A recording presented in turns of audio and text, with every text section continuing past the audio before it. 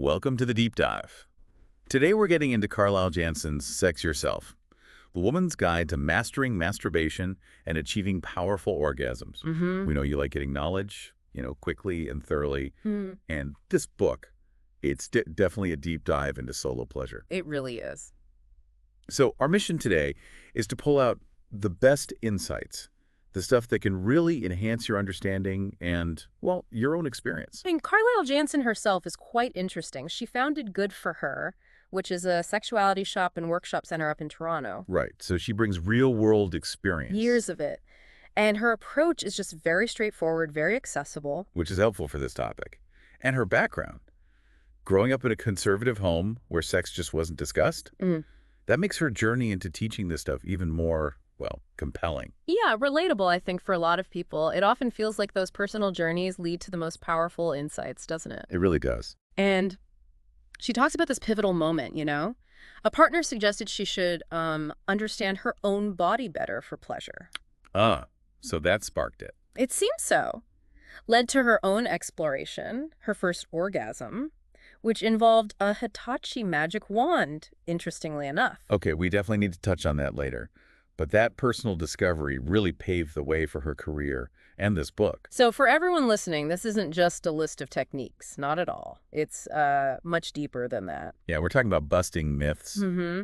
Understanding your body. And really just boosting your overall sexual well-being.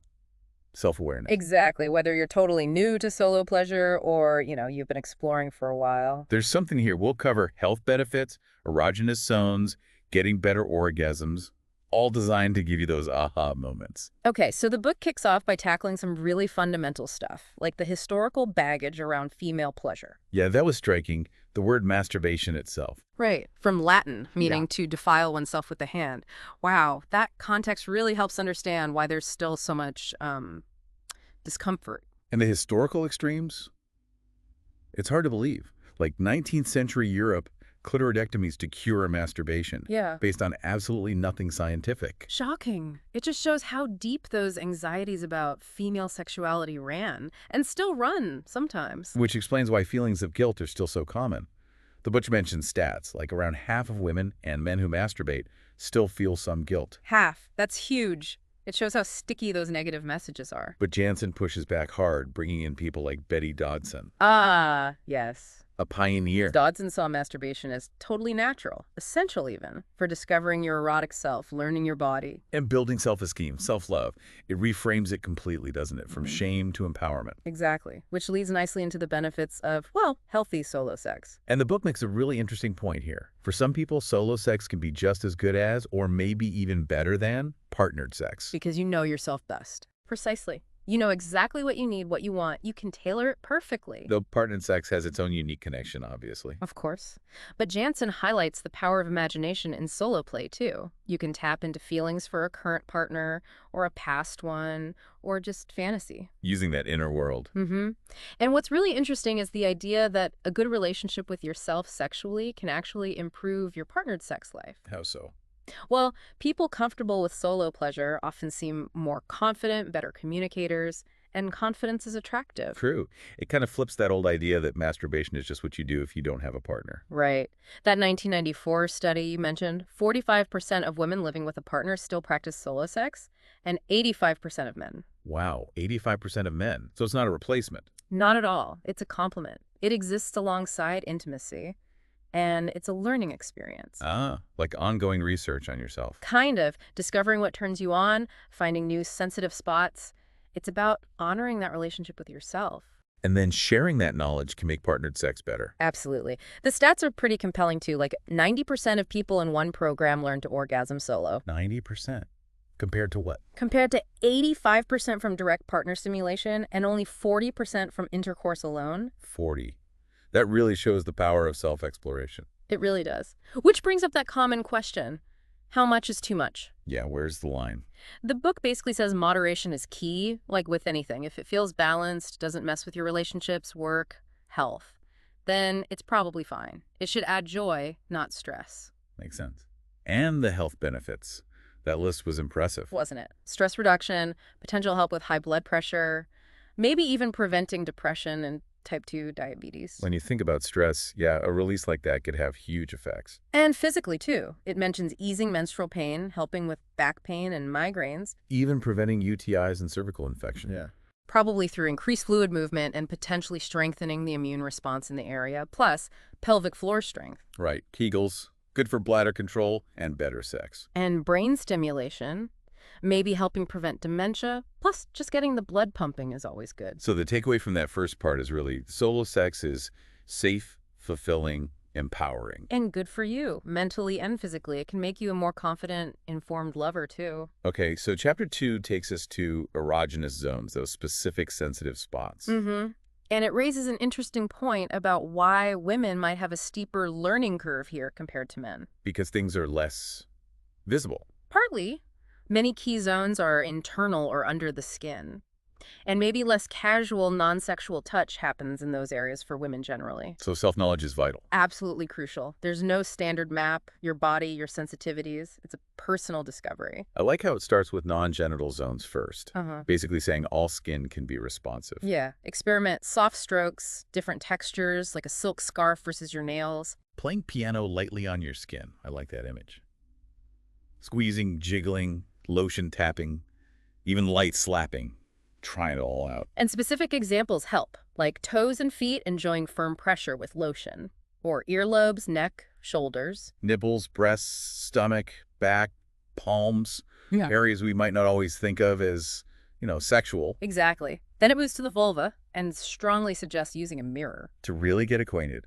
Appreciate your uniqueness. It mentions that book. I'll show you mine. Yes, which shows the amazing diversity. So she details the parts, mons pubis, that soft area. Outer lips, labia majora, they vary so much. Then inward to the clitoris, the glans or head, packed with nerve endings, over 8,000. Wow. Often covered by the hood, right? Often partially, yes. Yeah. And the clitoral shaft extends back from that, maybe less sensitive directly, but stimulating it through the hood works well. Okay. And inside the vagina, the opening itself is sensitive. Definitely. Can be overlooked if the focus is just on intercourse. Gentle touch there can be really nice. Then the perineal sponge between the anus and vagina.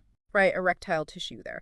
Stimulating that and the perineum together can be intense for some. And the G-spot, or G-stretch, as she sometimes calls it. Yeah, it's more an area on that front wall, around the urethra, felt through the vaginal wall. Feels different for everyone. Then deeper in, the A-spot. Anterior fornix, sometimes called a second G-spot, needs a deeper reach, maybe less consistently responsive for people. And finally, the cervix. That can be erogenous for some. For some, yes, especially with deep stimulation. It's really helpful how the book then compares male and female anatomy. It is. Clitoral glands like the penis glands, outer labia like the scrotum, hood like the foreskin. Yeah. It helps normalize everything. Takes away some mystery. Mm-hmm.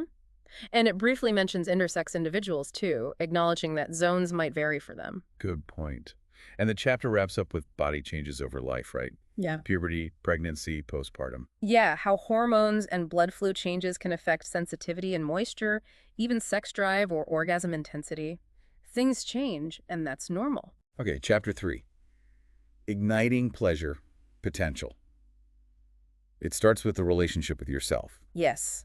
Your body, your feelings, your desires, they're yours alone, not defined by anyone else or just a partner. It pushes back against letting media or partners dictate your sexuality. Exactly. Your responses are personal, triggered by your unique mix of cues. Okay, this is huge.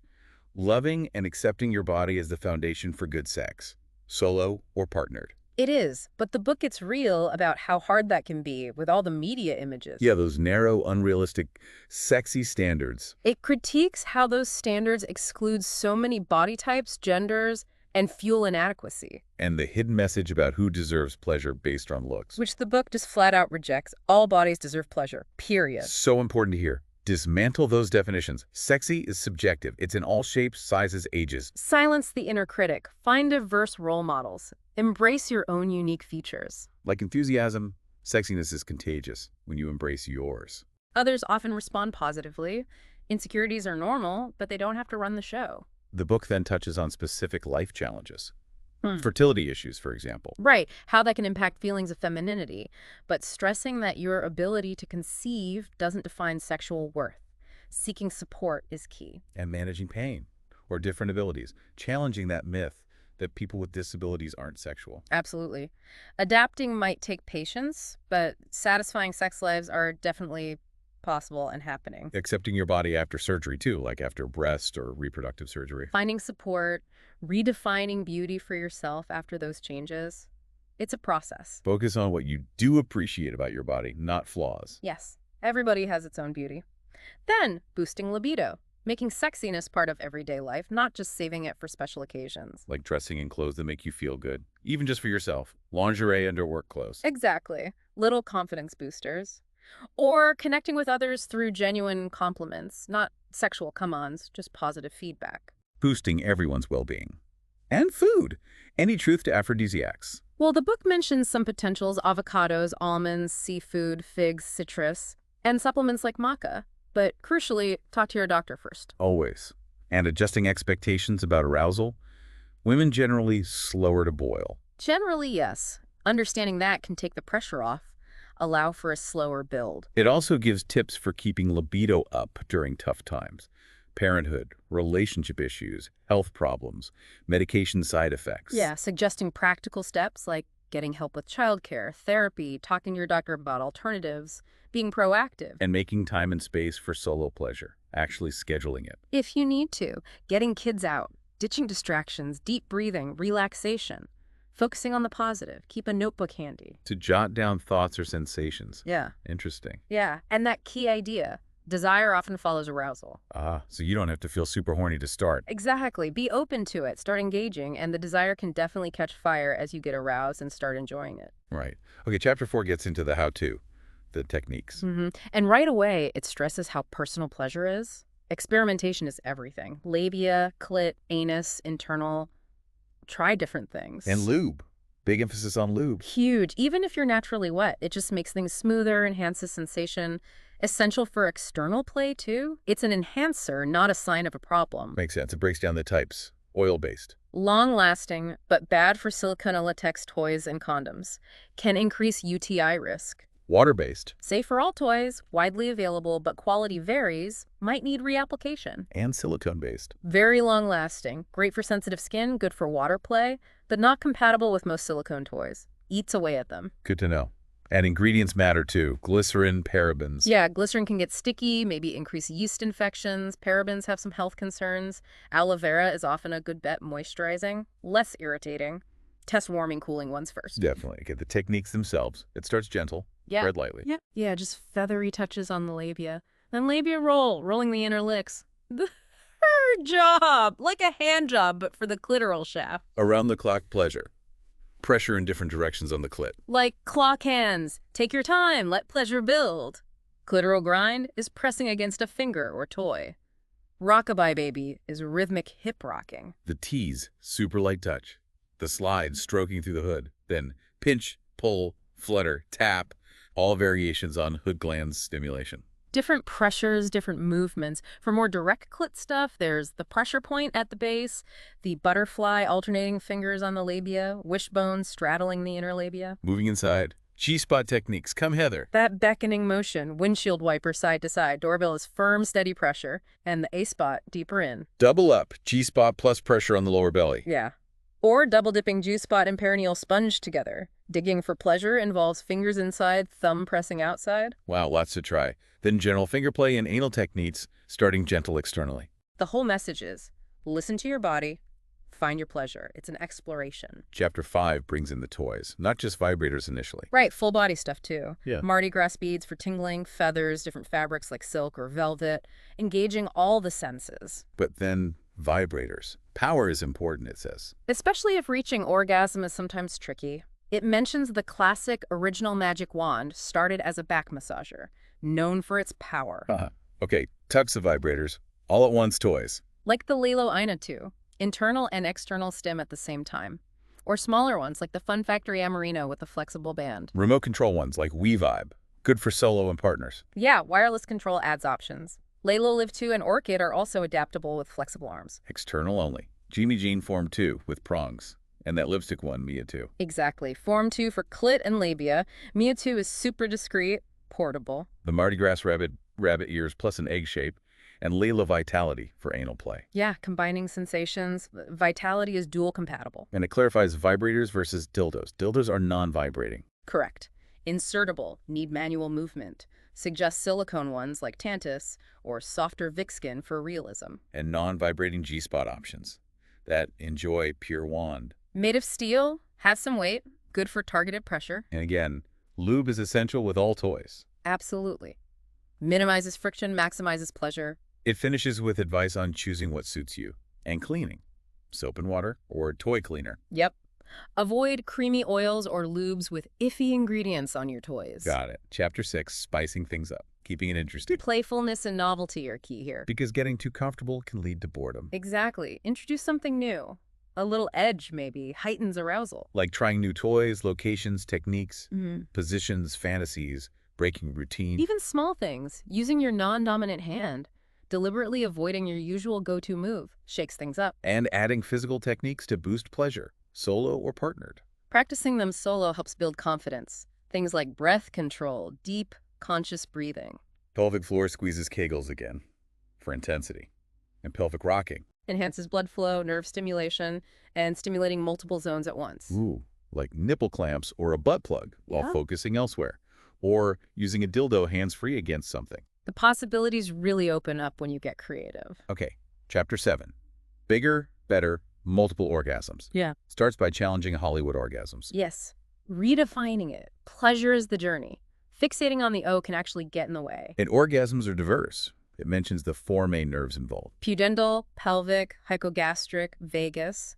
And women orgasm in so many ways. Vaginal, G-spot, cervical, anal, nipples, kissing, even just thinking. Sleep orgasms, too. Yeah. And vagus nerve ones in women with paralysis.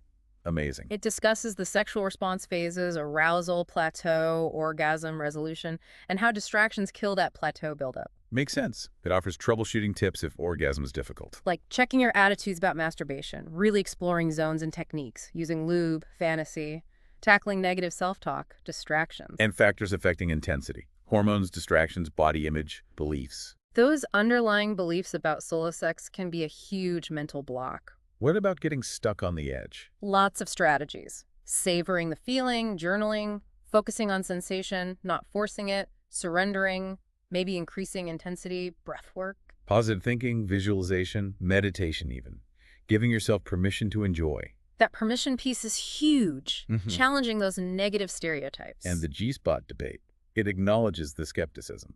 Yeah, often because medical research focused on reproduction, not pleasure, or used flawed methods like cadavers, but emphasizes that many women report G-spot pleasure. So explore it yourself. Try different pressures, angles, depths. Combine it with other touch. Exactly, and it clarifies orgasm versus female ejaculation or squirting, not the same thing. And the 2 paths to G-spot orgasm. Clitoral leading to it or direct G-spot stimulation. Right. Encourages trying both, celebrating all pleasure. Okay, final stretch. Chapter 8. Coming together, bringing solo discoveries to partnered sex. Can be tricky. Can be. Sometimes what works solo doesn't translate easily, even with the added excitement of a partner. Communication is key, it says. Talking openly. Absolutely vital. Sharing discoveries, desires, fears. The book suggests ways to start that talk direct, sharing fantasies, watching porn together. Why is it sometimes harder with a partner? Lots of reasons.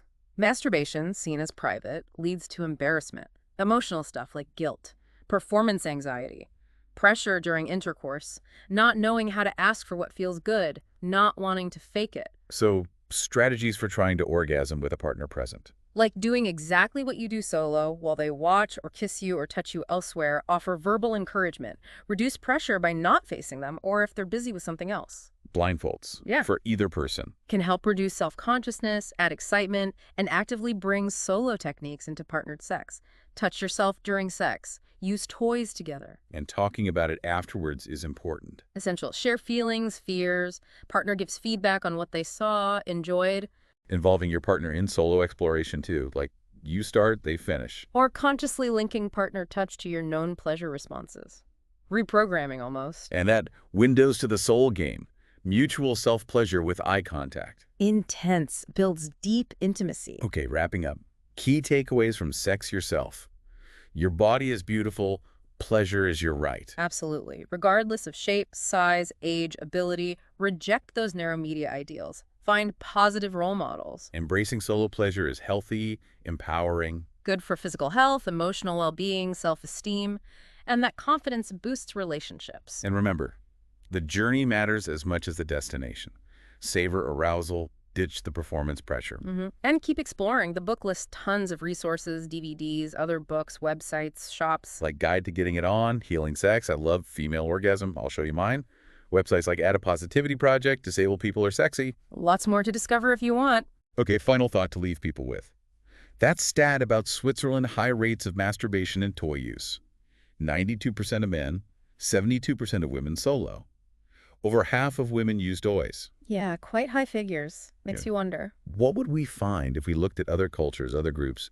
What are their attitudes, their practices around solo pleasure? And what could we learn from those different perspectives? It's such a personal thing, but also so universally human. Something to think about.